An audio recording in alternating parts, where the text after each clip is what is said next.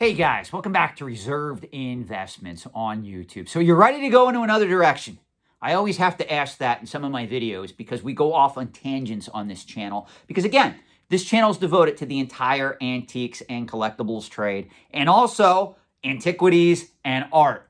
So at any given time, I could release a video on any collecting category that stratas all those particular genres in the trade. So there's a massive amount of subject material that I try to cover on this particular channel, and I do a horrible job at it because let's be realistic.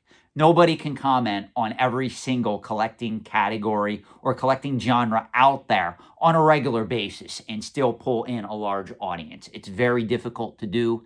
I also get requests to do particular videos on some of the more popular pop culture collecting categories like Magic the Gathering or Pokemon or vintage graded video games. That being said, there is one market that I do want to talk about a little bit. If you guys recall, many months ago, I did a video talking about arcade machine collecting, where I said to you guys that the market for vintage stand-up collectible arcade machines has changed due to a catalyst coming into that market. Now, those of you, all 10 of you, that watched that video, you already know what I'm going to say. The catalyst was Arcade 1-Up. Arcade 1-Up saw an opportunity in that marketplace. They came into that marketplace and they transformed it forever going forward. Now, this is not a video about Arcade 1-Up. As a matter of fact, I don't care whether you love the company. I don't care whether you hate the company. I don't care whether you're indifferent to the company. The point is, arcade stand-up, standalone video games are not a good investment, in my opinion, as a result of Arcade 1-Up coming into that market and transforming it for whatever it is today, whether you think the market's better, whether you think the market's worse off. We're not going to have that discussion either. But what I am going to state to you is, with few exceptions, stand-up arcade video games are an overall bad investment. They cost money to maintain. They're very difficult to transport. There's few collectors in the market today as a result of home emulation, whether we're talking about somebody that just wants to play a game like Miss Pac-Man on their PlayStation 4, on their Nintendo Switch, on their Xbox One, or whether they do choose to go the route of Arcade 1-Up and they buy one of their particular products and they play the past Miss Pac-Man game on that particular unit. So collectors, gamers, enthusiasts, investors, you have a lot of different options if all you want to do is play a vintage video game. Now, to be fair to my critics out there, I understand these markets, and I know there's certain rare stand-up video games that do command a significant value on the secondary market, just due to the fact that, number one, they're most likely never going to get licensed to Arcade 1-Up, and number two, they are extremely rare. One of my favorite arcade games of all time was Splatterhouse. I think Splatterhouse was only released in the Japanese arcades, if I remember correctly. So as a result, that particular item, if one would come up for bid, it would sell for a significant amount. That doesn't mean it's a good investment. That just means that it's selling for a premium on the market because there's a lot of collectors that want to go after that item. Well, there is, believe it or not, certain genres of the coin-operated market that are good investments in the antiques and collectibles trade. And that's what we're going to talk a little bit in this video. Now, in this video, I'm just going to give you enough information to be dangerous. A lot of my viewers out there are not going to sit through a 40-minute long video about slot machine collecting or even pinball machine collecting, where I go through the idiosyncrasies of the market, how the market transformed over the years, and why some of these items have made stellar returns in the secondary market in just the last 10 years. But I am going to talk a little bit about this because some of you out there are coming to me, even through the consulting end of my business, and asking me, Sean, I really want to buy a pinball machine, a vintage pinball machine, or even a modern era pinball machine. Or you have a man cave. Sean, I would love to go to Morphy's auctions or some of these other auction houses and get an antique or vintage slot machine. What is the market like for these collectibles right now? Is the market strong? Where do you see the market 5, 10, 15, 20 years? In my opinion, if you are going to invest in coin-operated items, amusements, games, you're going to want to steer clear of stand-up arcade video games. And instead, if you're thinking of getting into the market, you're going to want to either go after an authentic vintage pinball machine or an antique slot machine. Those two markets are going gangbusters right now.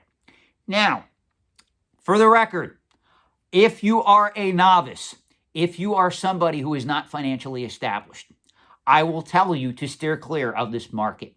Because if you go to the market today and you buy an antique slot machine, if you buy a vintage or even a modern era pinball machine, number one, the market when you go to sell that item is most likely going to have reservations. And what I mean by that is the person buying that item has to have somebody who knows how to fix that item if it breaks, and he also has to have the means of transporting that item. Now, when we talk about vintage or antique slot machines, and I'm talking about really cool slot machines, guys, from the early to mid 1900s. So the 1930s, 1940s, 1950s, or if you really have the money, you got the means, if you get like a really rare, iconic coin-operated machine from the late 1800s that you're going to pay $30,000, $40,000, $50,000 for, that is a bona fide investment grade item just due to how few of them out there are in existence and working condition. So you really have to have the money and the means to buy something like that. But another thing that you got to analyze is that market is not extremely liquid. A lot of people come on my channel and they make the assumption that all of these antique and collectible markets are liquid because all you got to do is consign your item to Hakes or Morphe's or Heritage or Comic Link or whatever auction house suits your fancy, and 6 months later, they cut you a check for the item, or 3 months, whatever it is, whatever the time period or waiting period for your item to get placed in the most recent upcoming auction is. That's really a fantasy in the market today. And what I mean by that, I'm not stating that it doesn't work that way. What I'm stating is you can't look at market liquidity by those standards. Market liquidity also has to take into account opportunity costs, time value of money, how long your money is tied up in that particular collectible or antique before you can cash out at what some people would call the equilibrium price or the market price or the auction price. That's pretty much what has to be taken into account. When we're talking about items like vintage pinball machines, we're talking about vintage antique slot machines, these particular items are very nuanced. It's a very niche market in the trade. I've said this before. If you poll anybody out there, they'll tell you they would love to have a pinball machine. Well, ironically, if you walk through their house, I guarantee you can probably point to the amount of items they have just laying out where if they wouldn't have bought all that crap, they could have bought a vintage pinball machine. So my next question is, well, you seem to have the money here and other things. Why didn't you go and buy a vintage pinball machine? And you know what response I get? Well, I don't know how to work on them. I don't know how to maintain them. Shipping them is going to be very difficult. I don't own a truck. So as a result, guys, you got to understand, if you're getting in this segment of the trade, you really have to have some common sense employed. You got to understand that if you go to the market and you pay $5,000 for a pinball machine, and next Tuesday you need money, you're most likely not going to get your $5,000 out of that pinball machine. I know people literally that have pinball machines out there listed on classified ads on collecting forums and the like, and they have been sitting for years. And they refuse to sell these items for any significant less amount because they don't want to take a loss on them. Now, to be fair, I get where they're coming from. But overall, you really have to find somebody that knows how to work on these items, that knows what they're doing with them, who is going to be able to pay you a fair market price. This is a very niche market in the collectibles trade. Now, when we talk about pinball, there's a lot of different options. You have people that are going after electronic solid state games that were really made in the 1970s on up.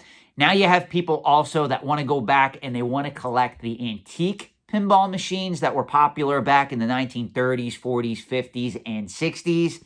The problem with that is fixing those particular games can cost a fortune. Fixing even solid state machines can cost a fortune. Let's be realistic here. So if you're going to get into this market, you have to have an idea of what you want to buy, of what you're looking for, and how much you want to spend. Now, there is one market segment when it comes to pinball machines that I want to caution you guys about. There's a lot of companies right now that are making modern era electronic, fully functional pinball machines based on properties like the Wizard of Oz, other popular properties like The Walking Dead.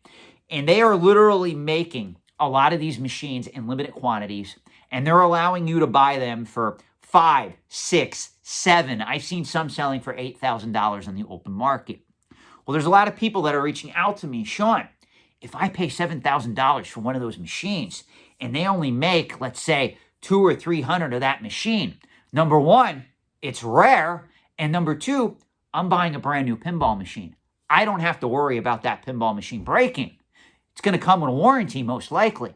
Well, you're wrong on both accounts. Number one, a lot of these manufacturers of today, they're using mass-produced scarcity to market these products. Remember, a pinball machine that was just manufactured in the year 2020 or even 2019 or even 2021, that particular machine most likely wasn't sent to an arcade. It's not going to have the nostalgia factor. If you're buying one of these machines for $6,000 or $7,000, chances are nobody even knows it exists. It's not being sent to your local arcade like a Pinball machine or a Funhouse machine was back in the 1980s. That's the difference. It doesn't have organic collectability. Another thing you got to keep in mind is, yeah, it's true. You can pay $6,000, $7,000 and that's a brand new machine.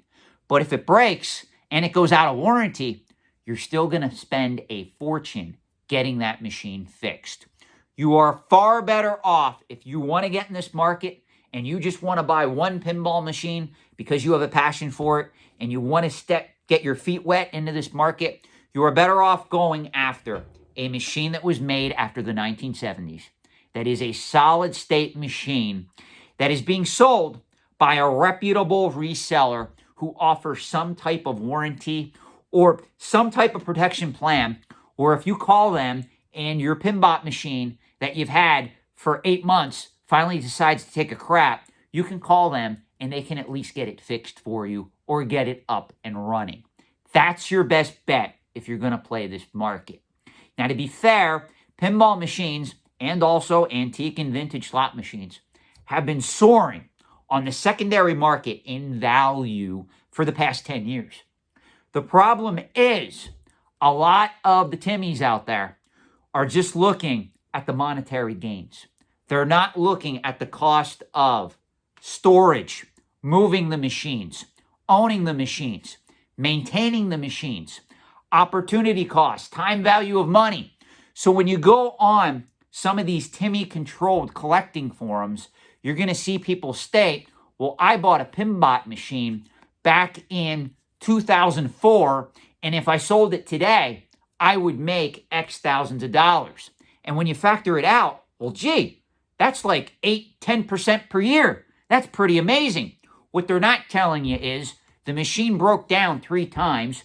They had to pay $500 to transport it to their house when they first bought it. And if they sell it again, they have to pay an auction fee if it goes through auction. And they also have to transport it to either the seller's location or the auction company's location.